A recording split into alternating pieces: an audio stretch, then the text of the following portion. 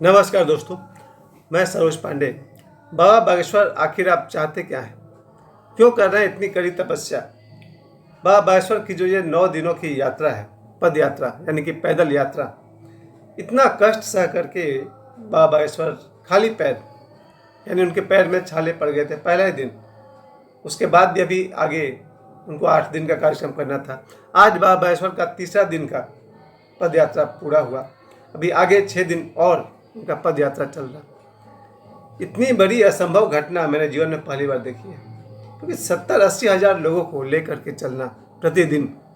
पहले दिन इनके पास 70-80 हज़ार लोग पहुंच गए थे, और इन 70-80 हज़ार लोगों को लेकर के इनके दोपहर के भोजन का व्यवस्था, इनके सुबह का भोजन का व्यवस्था, इनके शाम के भोजन का व्यवस्था, इनके सोने की व्यवस्था यानी गद्दा बिस्तर लगाने की व्यवस्था, फिर अगले दिन नहाने टॉयलेट बाथरूम की व्यवस्था। इतनी बड़ी व्यवस्था कोई आदमी एक दिन के लिए कर सकता है, 2 दिन के लिए कर सकता है, 9 दिन के लिए करना बहुत बड़ी बात है। मैंने अपने 50 साल के जीवन काल में कभी नहीं सुना है कि कोई आदमी लगभग 1 लाख की भीड़ लेकर अपने साथ चले, और जिसका मकसद हो, जिसका उद्देश्य हो हिंदुओं को जोड़ना, हिंदुओं को जात पात की भावनाओं से मुक्त करना। ये असंभव क्रांति मैं कहूँगा। असंभव इसलिए कह रहा हूँ क्योंकि मुझे असंभव दिख रहा, लेकिन ये संभव है। बाबा बागेश्वर आखिर चाहते क्या है? वो यही चाहते हैं कि भारत के हिंदू एक हो जाए।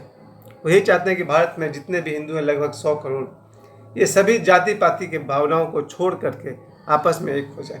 और इसके लिए उन्होंने लगातार सड़क पर चलने वाले हजारों लोगों से प्रतिदिन हाथ मिलाना, गले मिलना, फोटो खिंचाना। उन्होंने एहसास दिला दिया कि मैं अपने आप को तुम लोग से श्रेष्ठ नहीं मान रहा हूँ, क्योंकि वैसे तो ब्राह्मण परिवार के जन्मे हुए हैं, लेकिन उनसे जो भी मिलता है वो किसी भी जाति का हो, किसी भी वर्ण का हो। यहाँ तक कि मुसलमान भी, सैकड़ों मुसलमान इस यात्रा में शामिल हुए हैं। जब पहला दिन इनका जहाँ भोजन बन रहा था, वहाँ पर 10-20 मुसलमान तो मुझे दिख रहे थे जो उनके स्वागत के लिए खड़े थे। उनका भी मानना है कि बाबा बागेश्वर जो कर रहे हैं उसमें गलत क्या है। और ये तो सभी बात समझते हैं कि आज से 5,000 वर्ष पहले, 10,000 वर्ष पहले ये भारत हिंदुओं का देश जरूर रहा होगा। भगवान श्री राम का जन्म जहाँ हुआ हो, जहाँ महाभारत का पूरा युग हुआ है, वो देश तो हिंदू राष्ट्र था ही। ये और बात है कि 12वीं शताब्दी से यहाँ पर बाहरी लोग आने लगे। यहाँ मुसलमान आए, मुगल आए, अंग्रेज आए, और 1947 के बाद फिर ऐसा समय आया जब इस देश का बंटवारा हो गया इस बात पर कि मुस्लिम को अलग देश चाहिए। मुसलमानों को अलग देश दे भी दिया गया, पाकिस्तान दे दिया गया, बांग्लादेश दे दिया गया। उसके बाद भी मुसलमान इसी देश में रह गए, और आज पूरे मुसलमान को लेकर के लोगों में ये बात चल पड़ी, देश को हिंदू राष्ट्र बनाना है। धर्मनिरपेक्ष सेकुलर जिन्होंने घोषित किया, उसके बावजूद भी आपने देखा होगा, मैंने तो बचपन से देखा है, सरकारी फॉर्म जब हम लोग भरते थे 1990 के आसपास में, या आज भी टिल डेट, जब हम लोग कोई स्कूल का, कॉलेज का, बोर्ड एग्जाम का फॉर्म भरते हैं, या फिर नौकरी के लिए फॉर्म भरते हैं, उसमें एक कॉलम होता है रिलीजन। क्यों? जब हमारा देश सेक्युलर है, धर्मनिरपेक्ष है, तो फिर क्यों नौकरी के फॉर्म में लिखा हुआ है रिलीजन? जब सरकार का ही आदेश है कि ये देश सेक्युलर है, धर्मनिरपेक्ष है, तो फिर जब हम लोग स्कूल में बच्चे का एडमिशन कराते हैं, या फिर जब उनका मैट्रिक का 8, 9, 10 का बोर्ड का फॉर्म भरते हैं, उसमें एक कॉलम है रिलीजन। क्यों? होना ही नहीं चाहिए। पूरा देश सभी के लिए संभव होना चाहिए। है भी, मैं मानता हूँ, लेकिन इन दिनों और बहुत पहले से भी इस देश में कुछ मुसलमान ऐसे हो गए जिन्होंने इस भारत देश का ही, भारत माता का ही बहुत नुकसान किया है। यहाँ तक कि यहाँ के सैकड़ों मंदिरों को तोड़ डाला। कितने सारे लफड़े हो गए जो लव जिहाद के नाम पर हैं, या फिर धर्म के नाम पर हैं। पूजा पंडालों पर या हिंदुओं के जुलूस पर पत्थर फेंकना, पथराव करना, ऐसे कुछ कारणों से ये बाबा बागेश्वर का मन खिन्न उठा, और उन्होंने हिंदू राष्ट्र की मांग करने की बात कह दी कि भारत को हिंदू राष्ट्र बनाएंगे। और अंदर से सभी जानते हैं कि हिंदू राष्ट्र तो है ही, क्योंकि देवरा बाबा ने बहुत पहले कहा था भारत तो हिंदू राष्ट्र है ही। जहाँ भगवान श्री राम हो, कृष्ण हो, तुलसीदास हो, विवेकानंद हो, वो तो हिंदू राष्ट्र है ही। लेकिन कोई बात नहीं, सब लोग मिलजुल कर रहे हैं, यही है हिंदू राष्ट्र की परिकल्पना। जब बाबा बागेश्वर कहते हैं कि हम हिंदू राष्ट्र बनाएंगे, सिर्फ इसका इतना ही मतलब है कि इस देश में जो कोई भी रहते हैं शांतिपूर्वक रहे, प्रेम पूर्वक रहे। कोई भी हिंदू या मुसलमान देश के साथ गद्दारी न करे। और ये मत समझिएगा कि सिर्फ ही मुसलमान ही देश के साथ, कुछ मुसलमान गद्दारी करते होंगे, बहुत सारे हिंदू भी हैं जो हिंदू धर्म के साथ, सनातन धर्म के साथ गद्दारी करते हैं। इसका सबसे बड़ा प्रमाण तो देखने को तब आता है जब हमारे देश के इलेक्शन में अयोध्या से ही भाजपा हार गई थी। आज जब इलेक्शन का जब रिजल्ट निकल रहा था 23 नवंबर 2024 शनिवार, आज के दिन जब देश के 4 राज्यों से जब रिजल्ट आया, उसमें से यूपी में देखा गया भाजपा 9 में से 7 सीट से जीत गई थी। उसके बाद देखा गया बिहार में भी भाजपा ने बढ़त के साथ जीत हासिल की, महाराष्ट्र में भी बहुत बड़ी जीत हासिल की, झारखंड में भाजपा को उतनी सीट नहीं मिली कि वो सरकार बना सके। तो भाजपा में फिर से सरकार बनेगी हेमंत सोरेन साहब की सरकार, और इस सरकार के साथ भी मैं यही आशा करता हूँ कि हेमंत जी पूरे झारखंड को विकसित करेंगे, कोई भेदभाव लेकर नहीं चलेंगे, ऐसी आशा मैं उनसे करता हूँ। झरिया से रागिनी सिंह जी भाजपा से जीत गई हैं, उसके खुशी का माहौल भी मुझे इस पाथरडी में दिखाई पड़ रहा है। लोग खुश हैं, लेकिन सबसे बड़ी खुशी तो तब होगी जब हम सब हिंदू भाई भाई होंगे, और दूसरी बात कि सारे हिंदू मुसलमान मिलजुल कर देश को आगे बढ़ाएंगे और बढ़ा रहे हैं। ये मैं अपनी तरफ से कह रहा हूँ। मेरे जीवन में बचपन से आज तक या मेरे मोहल्ला में, मेरे पाथरडी में जितने भी हिंदू मुस्लिम हैं, सब मिलजुल कर तो काम कर रहे हैं। रेलवे की नौकरी कर रहे हैं, साथ साथ कर रहे हैं। Railway, BCCL, SAIL, school teacher, doctor, lawyer, businessman, सारे हिंदू मुस्लिम मिलकर काम कर रहे हैं। फर्क तो तब पड़ता है जब कुछ मुस्लिम गद्दारी पर उतर जाते हैं या कुछ हिंदू गद्दारी पर उतर जाते हैं। भारत में सभी लोग भारत का विकास सोचें, लोग एक दूसरे से प्रेम करें।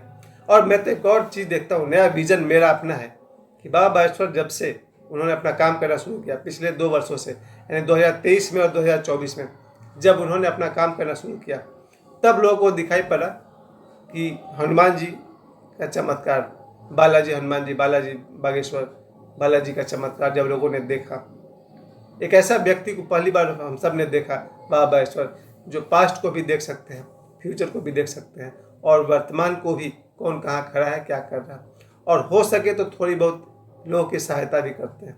कोई बेरोजगार है, कोई बीमार है, कोई लकवा मार गया, कोई लूनर स्ट्राइक से पीड़ित है, अपाहिज है, अपंग है, उन सब की उन्होंने 10, 20, 30, 40% सहायता भी की।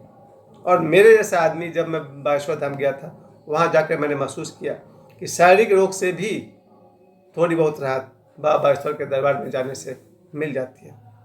मैं तो ये भी कह सकता हूँ कि पूरी राहत मिल जाती है। इसके अलावा मैंने देखा जितने भी मानसिक रोग हैं, उनसे भी छुटकारा दिलाने में बाबा बागेश्वर और बागेश्वर बालाजी हनुमान जी की बहुत बड़ी कृपा है। मेरे साथ हुआ, मैंने स्वयं वहाँ जा कर के देखा कि शरीर के रोग भी मिट जाते हैं। आप लोग के लिए कह रहा हूँ, मिट सकते हैं। मानसिक रोग मिट जाते हैं, मिट सकते हैं, जब हम लोग बागेश्वर बालाजी के पास समर्पण करते हैं। बाबा बागेश्वर ने जब एक बार में 15-15 लाख लोगों को संबोधित किया अपने धर्म सभा में, लोगों ने देखा कि हनुमान जी की जो चमत्कार लोगों ने देखा। तो जब हनुमान जी में इतनी शक्ति हो सकती है, तो फिर भगवान राम में कितनी शक्ति हो सकती है। लेकिन अक्सर लोग ये समझते हैं कि जब शक्तिशाली भगवान राम है, हनुमान जी है, तो फिर देश में इतना सारा गड़बड़ क्यों हो रहा। ये इसलिए होता है क्योंकि हर आदमी स्वतंत्र है अच्छा और बुरा काम करने को। ईश्वर कहीं भी किसी को बाधा नहीं देता है। कोई शराब पीना चाहता है, पिए। ईश्वर सामने खड़ा होकर थोड़ी रोकता है कि शराब पीना लीवर के लिए नुकसानदायक है। या कोई सिगरेट पी रहा, तो भगवान सामने थोड़ी प्रकट होते हैं कि cigarette smoking is injurious to health. नहीं, हर आदमी को अच्छा और बुरा करने का स्वतंत्रता ईश्वर ने दिया है। लेकिन उसके साथ एक लाइन टैग है, उसको लोग भूल गए हैं कि हम जैसा कर्म करेंगे वैसा फल हमें भोगना पड़ेगा, अभी या कभी न कभी। तो जब हम कोई नशा करते हैं, शराब पीते हैं, स्मोकिंग करते हैं या कुछ और गलत काम करते हैं, उसका फल हमें भोगना ही पड़ता है, तत्काल या कभी न कभी या कभी कभी अगले जन्म में। इसी के लिए गुरु हमारे बीच आते हैं, ओशो जैसे गुरु आते हैं, बाबा बागेश्वर आते हैं, जो हमें कहते हैं कि गलत काम नहीं करो अगर जीवन में दुख नहीं पाना चाहते हो तो। ये जो 9 दिन की यात्रा बाबा बागेश्वर की चल रही है, इसका उद्देश्य यही है कि हम सब गलत काम छोड़ करके सही काम पर आ जाएं, अपने भारत के विकास की सोचें, अपने मोहल्ले में, अपने घर में शांति हो, मोहल्ले में शांति हो, समाज में शांति हो, देश में शांति हो, और शांति के साथ साथ विकास हो। हमारे बच्चे पढ़े लिखे, हमारा देश आर्थिक तरक्की करे, देश में गरीबी न रहे। ज़रा सोचिए, इन 70-80 हज़ार लोगों के लिए भोजन बनवाना 3 बार कितनी बड़ी बात है। बाबा बागेश्वर जो काम कर रहे हैं, मेरी तरफ से तो बिल्कुल ये असंभव चीज़ था कि कोई आदमी 1 लाख लोगों को लेकर निकला हुआ है सड़क पर, और सभी के सोने की व्यवस्था, भोजन की व्यवस्था है, और सबके अंदर ये भावना भर देनी है कि जात पात को करो विदाई, हम सब हिंदू भाई भाई। मेरा भी यही मत है। हमें जाति और वर्ण के भेदभाव में नहीं पड़ना है। हम सब आपस में प्रेम करें, एक हो जाए, पूरा समाज एक नया समाज बने, इस नए समाज में सब मिलजुल कर रहें। और हिंदू मुस्लिम में कोई भेदभाव होना भी नहीं चाहिए। मेरे जीवन में तो नहीं है। मेरे सुबह में आप व्हाट्सएप खोलेंगे तो बहुत सारे मुसलमान दोस्त हैं जो गुड मॉर्निंग से स्टार्ट करते हैं। यही पूरे देश में हो। बाबा बागेश्वर इसी आशा के साथ उन्होंने 9 दिन की यात्रा शुरू की है, जिसमें खेसारी लाल यादव भी आए हुए थे, कल टाइगर राजा आए हुए थे, और भी संजय दत्त साहब आने वाले हैं, अक्षरा सिंह है, कुमार विश्वास है, और ये खली, ये सभी लोग आएंगे। इनके आने से, चूँकि ये सेलिब्रिटी है, इनके आने से लोगों में एक बात जरूर आ जाएगी कि हिंदुओं को एकजुट होकर रहना है। और सिर्फ हिंदुओं क्यों, हिंदू मुस्लिम अगर सब मिलकर रहें तो हमारा भारत महान है और भी महान हो सकता है। मुझे समय देने के लिए आप सभी को बहुत बहुत धन्यवाद। और एक बार फिर से झरिया में श्रीमती रागिनी सिंह जी को उनके जीत पर बहुत बहुत बधाई देता हूं। और झारखंड में हेमंत सोरेन साहब की सरकार बनने पर उनको भी बधाई देता हूं। और बाबा बागेश्वर आपको भी ये बधाई देता हूं। आप जो श्रम कर रहे हैं वो श्रम सफल हो। हम सब हिंदू भाई भाई और हिंदू मुस्लिम भी मिलकर साथ चलें, आगे बढ़ें। मुझे समय देने के लिए आप सभी को बहुत बहुत धन्यवाद। प्रणाम।